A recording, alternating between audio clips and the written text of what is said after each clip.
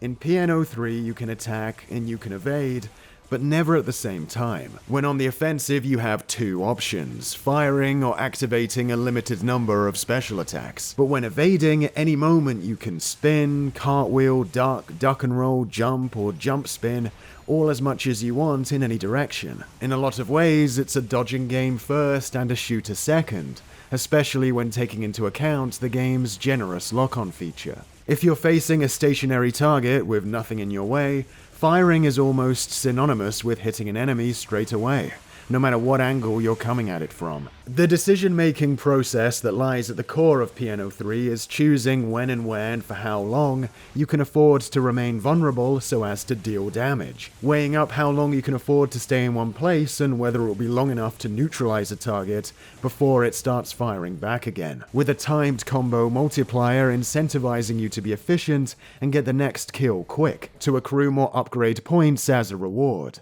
This creates a fairly compelling little combat loop, dodging incoming hell and then calmly stopping to reciprocate that hell, pulling it all off while looking casual. In 3D shooters that are mainly focused on combat, where you can shoot while moving, you usually have to aim and line up those shots manually. In PN03 you have to be still while shooting, but you don't have to manually aim your shots. The only fight in the game that really asks you to do anything close to aiming is the train boss fight, where rotating while firing allows you to keep your opponent on screen. Neither style of shooting play inherently makes one shooter better than another, but move forward to the present and we live in a world where one is the norm and the other would be considered an abnormality. PN03 was made at a time when there was no universally approved template for how to handle shooting in third person like there seems to be now, which meant the experience you got between each one could vary significantly more. It makes sense why over time people have lent towards one style more than the other though.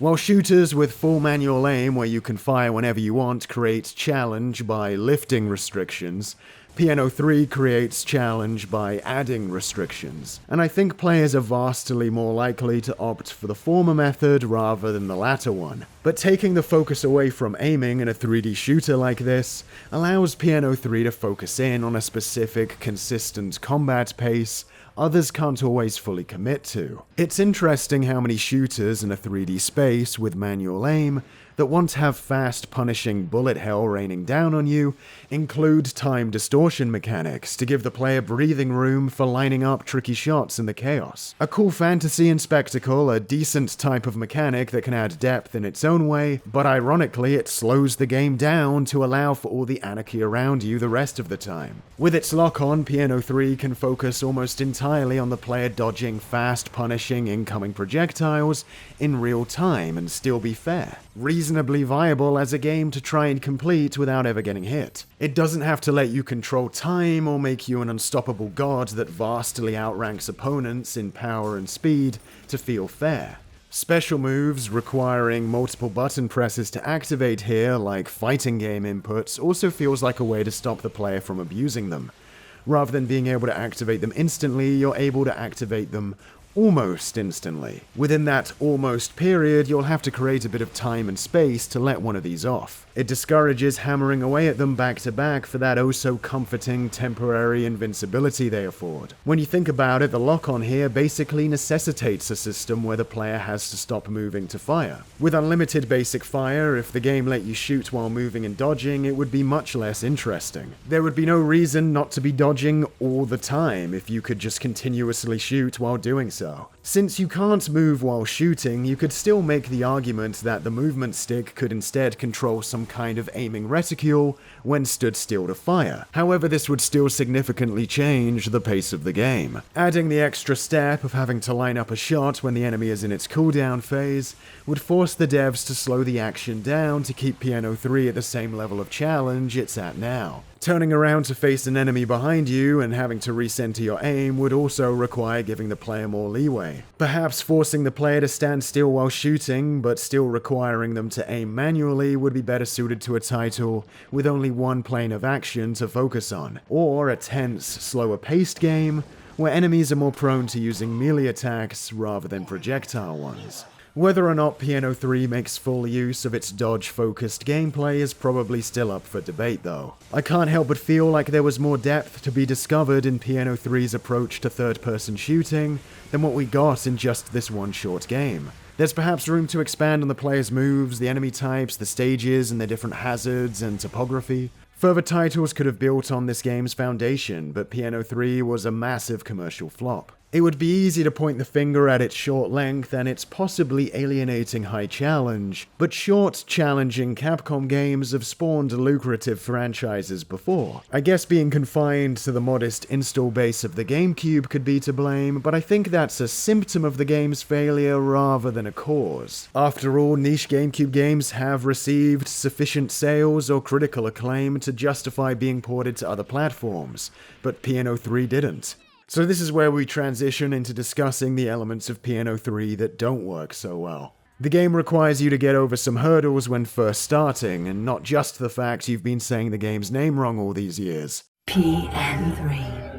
The title's first area is this wide open space, with shots being fired at you from a mile away, in sharp contrast to most of the game, which takes place in enclosed corridors. It's a disorientating way to start the game, and I could imagine it immediately causing some players to resent the controls, which are better suited to sidestepping shots in said corridors, and not to being out in a large wasteland beset upon on multiple angles. At the bare minimum, it's a pretty challenging scenario for this game to start off with. It also feels like even the most humble first entry into a Capcom series has a higher production value than PN03. Repeated bosses and reused environments are par for the course, but the anemic amount of character voice work or compelling cinematics in this female-led remake of Overblood 1 really drags down what little context there is here to get invested in.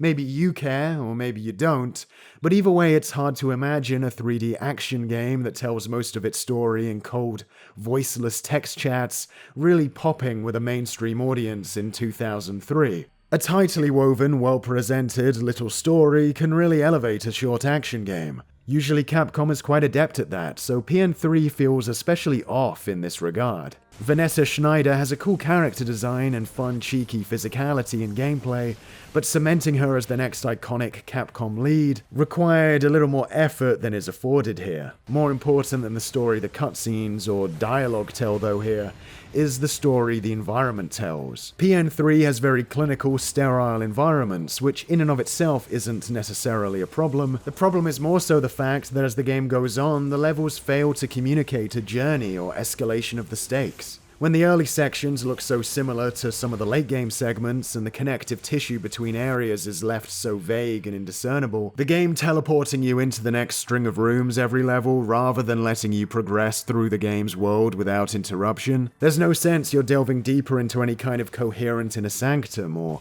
climbing some nigh impenetrable stronghold. Enemies are all tin cans with blasters on them, which kind of diminishes the thrill of cheekily dancing around them when you know the only things you're showing up are soulless security equipment. It's weird to have such an expressive and animated protagonist face off against such lifeless garbage bins. They also can't be knocked over, moved, or sent flying anywhere. Messing with enemies like that could have made repeat runs a little less repetitive than they end up being. You'll just have to settle for seeing the same enemy death explosions over and over. With its sterile, uniform environments, lifeless robotic enemies, and affinity for lasers, PN3 positions itself as a scene from a film where the skin-tight, suit-wearing jewel thief nimbly slides through security, stretched across a whole game. Perhaps though there's a reason why that one scenario is usually confined to a few minutes, and not 4 hours. When you quantify the positives and negatives that constitute PN3, it's hard to disagree with the 5 out of 10s it got on release. Of course, I'm referring to an actual 5 out of 10, not the 5 out of 10 that was supposed to be taken as a 2 out of 10 when reviewers gave said score in the 2000s. PN3 gets a pass mark from me because its barest core mechanics are unique and compelling. Thing is, when a game is a 5 out of 10, not because every element of it is average, but because the core gameplay is surprisingly enjoyable,